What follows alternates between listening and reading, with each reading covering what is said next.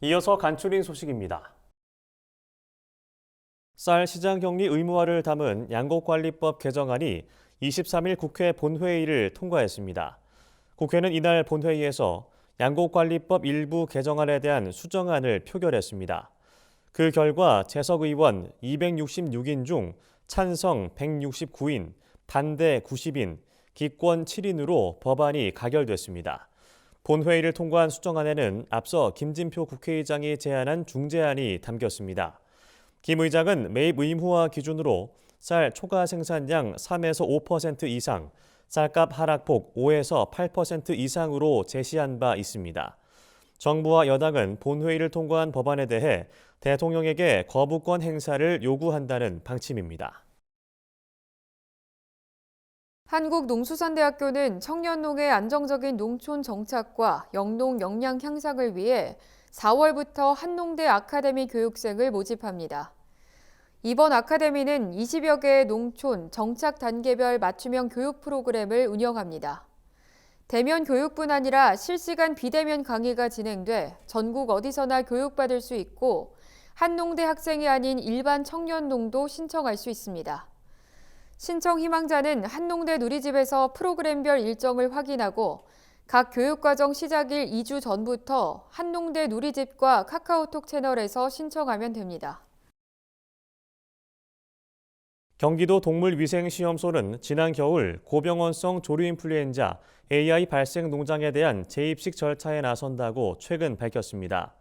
발생 농장 가운데 청소, 소독 상태와 방역사항 점검을 완료한 농가부터 단계적으로 재입식에 들어갈 예정입니다. 지난 겨울 경기도에서는 용인시, 화성시 등 8개 시군 가금 농장에서 12건의 고병원성 AI가 발생했습니다. 경기도는 발생 농장에 대한 위험 요인 점검을 강화하고 기준에 부합한 농가는 하루빨리 정상화할 수 있도록 입식 절차를 추진할 방침이라고 말했습니다. 경상남도는 2023년도 축산 악취 저감과 축산 환경 개선 대책에 역대 최대 예산인 751억 원을 투입한다고 밝혔습니다. 이번 대책은 지속 가능한 축산업 실현을 위한 4개 추진 과제가 담겼습니다.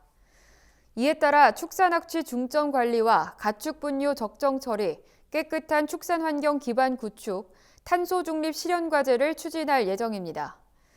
이 가운데 축산 악취 중점 관리에 610억 원의 가장 많은 금액이 투입됩니다. 경남도는 축산 악취 중점 관리 농가를 자체 지정해 관리하는 등 악취 저감에 다양한 노력을 기울이겠다고 설명했습니다. 농림축산식품부는 최근 2023년 가로쌀 제품 개발 지원 사업을 수행할 식품업체 15곳과 제품 19개를 선정했습니다. 이에 따라 농식품부는 가로쌀을 원료로 한 라면과 케이크, 식빵, 과자 등의 제품 개발을 본격화할 예정입니다. 제품 개발 사업에 선정된 식품업체는 시제품 개발과 소비자 평가를 연내 마무리하기로 했습니다. 농식품부는 이번 사업으로 기존 쌀 가공식품 시장의 한계를 넘어 가로쌀 소비 저변을 넓히겠다고 밝혔습니다.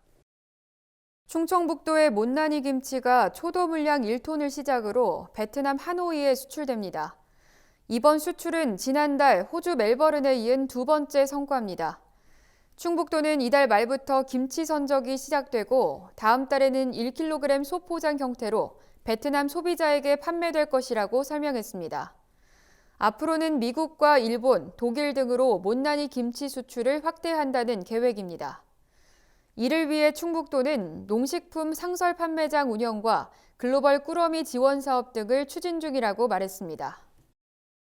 농촌진흥청은 최근 인삼 산업 활성화를 위해 인삼 구매와 섭취 방식에 대한 소비자 조사를 진행했습니다. 조사 결과 가공하지 않은 인삼인 수삼 소비가 감소한 것으로 나타났습니다. 10년 전에는 전체 인삼 소비량의 50% 이상을 수삼이 차지했지만 2020년에는 21.2% 수준에 그쳤습니다. 이에 따라 농진청은 수삼 이용법 제공과 가격 인하, 유통방식 변화 등 소비 확대 방안을 마련했다고 밝혔습니다. 농진청은 올해부터 수삼 품질 관리와 상품화 기술을 산지 유통센터에서 실증할 계획이라고 말했습니다. 지난 1월 출생아 수가 동월 기준 사상 최소치를 기록했습니다.